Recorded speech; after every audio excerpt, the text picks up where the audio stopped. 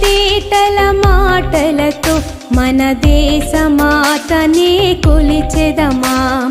భావం భాగ్యం కూర్చుకొని ఇక జీవనయానం చేయుదమా తేనెల తేటల మాటలతో మన దేశమాతనే కొలిచెదమా భావం భాగ్యం కూర్చుకొని ఇక జీవనయానం